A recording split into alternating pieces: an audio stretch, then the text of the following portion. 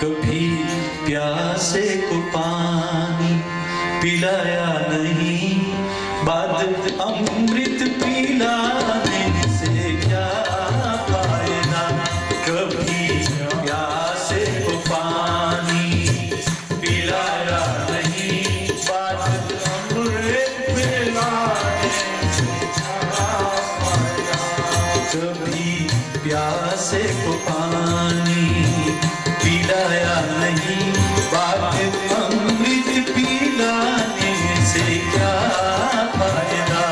कभी प्यासे को पानी पिलाया नहीं, बाद अमृत पिलाने से क्या फायदा।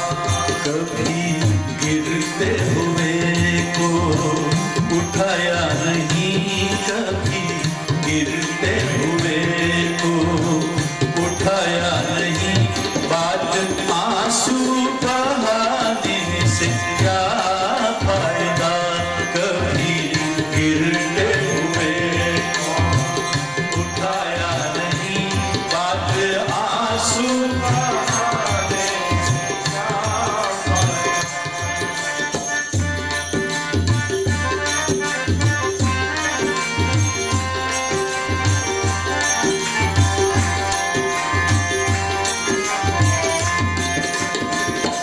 मैं तो मंदिर गया पूजा आरती की, मैं तो मंदिर गया पूजा आरती की, पूजा करते हुए ख्याल आ गया, पूजा करते हुए ख्याल आ गया। क्या ख्याल आया? कभी माँ बाप की सेवा की नहीं, कभी माँ बाप की सेवा की ही नहीं, सिर्फ पूजा करवाने से क्या फायदा। कभी माँ बाप की सेवा की ही नहीं, सिर्फ पूजा करवाने से प्यासे को पानी पिलाया नहीं, बाद अमृत पिलाने से क्या फायदा। कभी प्यासे को पानी पिलाया नहीं, बाद अमृत पिलाने से क्या फायदा। मैंने दान दिया, मैंने जब तक पिया,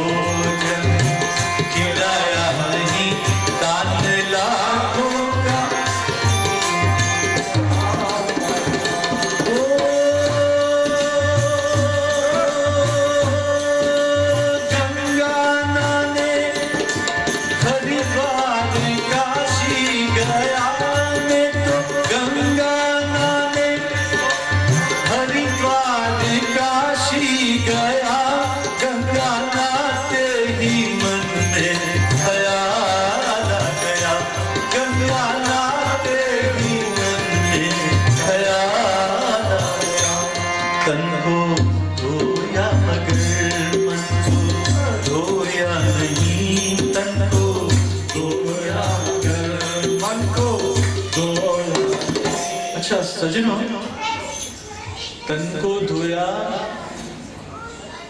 बाळको छे जरा ध्यान राख, हाँ कि तन को धोया मगर मन को धोया नहीं। बहनों ख्याल आवे छे कि मन कई रीते धोवाय? तन को धोया मगर मन को धोया नहीं। एक सुथार હતો, સુથાર તો એમનું કામ હતું કઠિયારો લાકડા કાપવા, કઠિયારાનું કામ.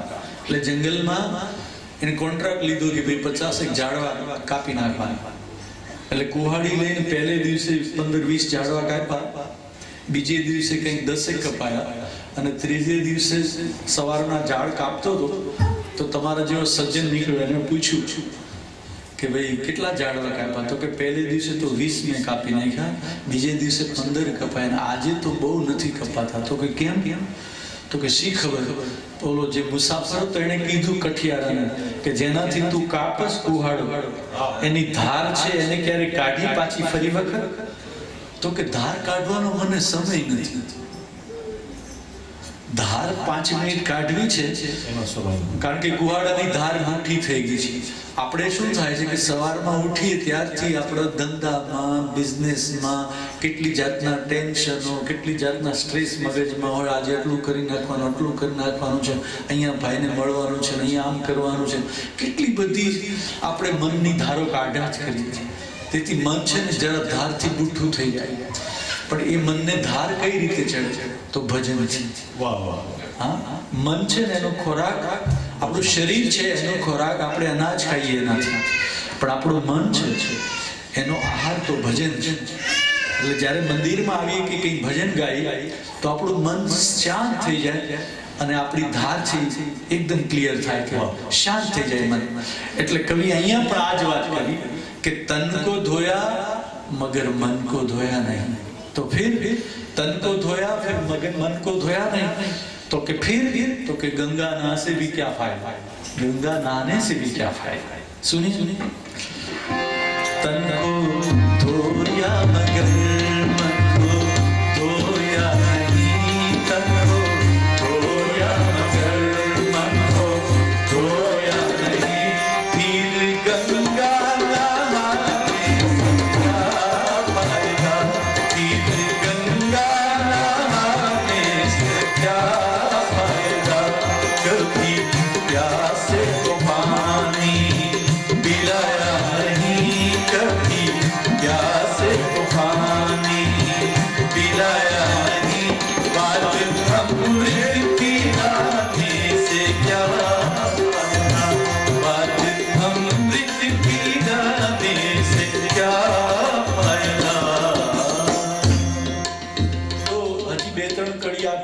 છે.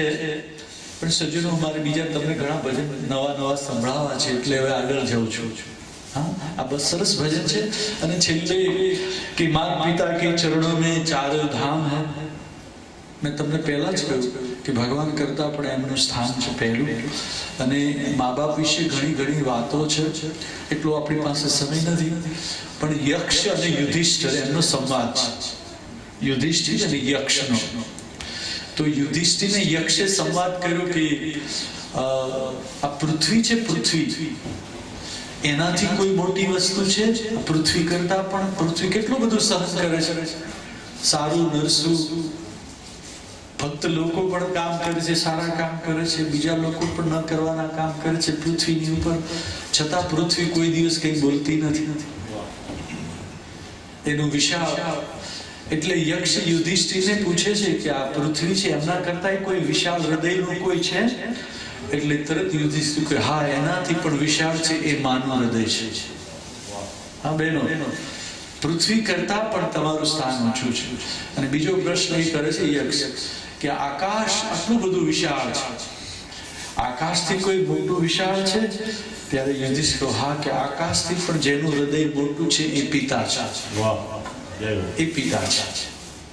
પિતા નાના આપણે હતા, નાના બાળક તરીકે, ત્યારે આપણને આપણા પિતા માં બંનેનો સંવાદ ઘણી વાર યાદ આવતો હોય.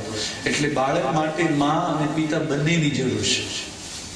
જે માં પાસે છે પિતા પાસે નથી, પિતા પાસે છે માં પાસે નથી. અને આમ દિનેશભાઈ, સ્ત્રી માં છે ને એ નમ્રતાનું પ્રતીક છે. માં છે નમ્રતાનું. અને અમે પુરુષ છીએ ને ત્યાં નમ્રતા નથી, ત્યાં સંતો લખે એ અહમનું પ્રતીક છે. અભિમાની પુરુષો ઘણા હોય છે. અમે લોકો માનીએ ને બહેનો, તમે પિયર ગયા હો તમારે, અને અમે ઘરે એકલા જ હોઈએ, અને અઠવાડિયું 15 દી રસોડામાં બધું અમારી રીતે જ બધું કામ કરતા હોય, ચટણી મસાલા ડબલા ક્યાં છે બધું શોધતા હોય, હેરાન થતા હોય. અઠવાડિયા પછી તમે આવો ને ઘેર, પછી અમે કોઈ દી તમને કહીએ નહીં તારા વગર અમને નહોતું ફાવતું. હા, તારા વગર અમને ફાવતું નહોતું ન કહીએ, કારણ કે અમારું અભિમાન.